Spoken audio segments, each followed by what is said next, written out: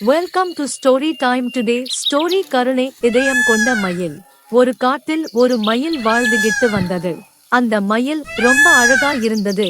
அதே நேரத்தில் மத்த பறவைகள் மேலேயும் ரொம்ப கருணையோட இருந்தது.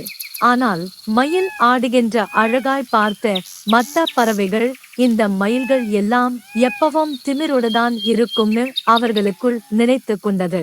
அதனால் மயில் கூட சேராமலே தனியாவே இருந்தது. மற்ற பறவைகள் மயில் நட்போட பேச வந்தா கூட மயிலை தவிர்த்து விட்டு வேற பக்கம் போய் விட்டது அந்த பறவைகள்.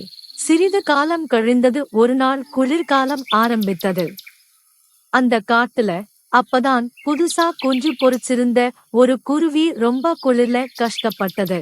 தன்னோட குளிரையும் தன்னோட குஞ்சுகளோட குளிரையும் எப்படி போக்கிக்கிறதுன்னு தெரியாம ரொம்ப கஷ்டப்பட்டுச்சு அந்த குருவி. அப்பத்தான் அங்க வந்துச்சு அந்த அழகான மயில். குளிர்ல கஷ்டப்படுற குருவியையும் அதோட குஞ்சுகளையும் பார்த்த மயில் ரொம்ப வருத்தப்பட்டது. உடனே தன்னோட தோகையில் இருந்து சில இறகுகளை பிச்சி குளிருக்கு இதமா குருவிக்கும் குருவியோட குஞ்சுகளுக்கு போத்தி விட்டுச்சு மயில். மயிலோட தோகை நல்லபடியா குருவி குஞ்சுகளை குளிர் இருந்து காப்பாத்தியது. அத பார்த்த எல்லா குருவிகளும் இவ்வளவு நல்ல மயில அதோட தோற்றத்தை மட்டும் வச்சு இத்தனை நாள் தப்பா நினைச்சுட்டமேனோ ரொம்ப வருத்தப்பட்டது.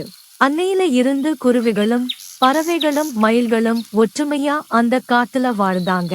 இக்கதையின் நீதி: ஒருத்தரோட தோற்றத்தை வச்சு ஒருத்தர் நல்லவரனும் எப்படி நம்ப கூடாதோ, அதே மாதிரி ஒருத்தரோட தோற்றத்தை வச்சு அவரு கெட்டவரனும் முடிவு செய்ய கூடாது. Thanks for watching more